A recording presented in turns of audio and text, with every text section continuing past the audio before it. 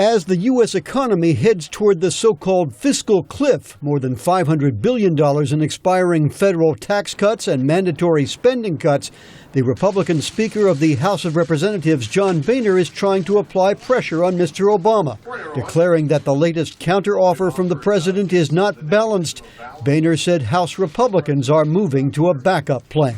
And our plan B would protect American taxpayers who make $1 million or less and have all of their current rates extended. I continue to have hope that we can reach a broader agreement with the White House that would reduce spending as well as have revenues on the table.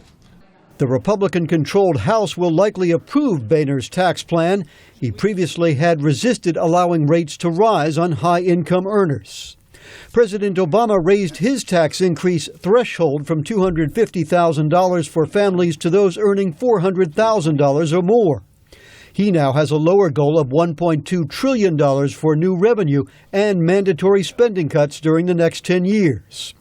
White House Press Secretary Jay Carney says Boehner's plan fails to ask enough from wealthy Americans and urged Republicans not to forego a possible agreement. There is an opportunity on the table here to achieve $1.2 trillion in additional spending cuts.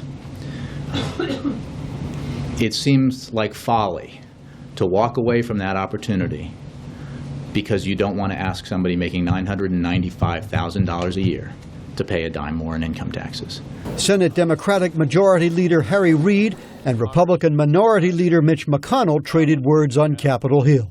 But instead of making tough choices, today, House Republicans are threatening to abandon serious negotiations.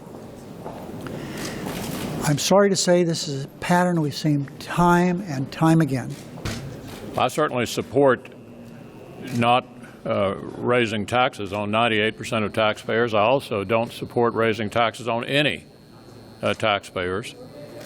President Obama wants an agreement that would avoid for 2 years another political fight with Republicans over raising the U.S. debt limit and money for a new economic stimulus.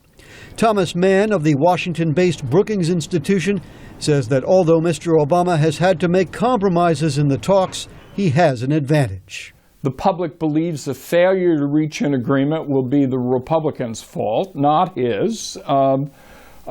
His popularity is up, and frankly, he's proposing things that the public agrees with. Without a fiscal cliff agreement, taxes for all Americans would rise at the end of the year.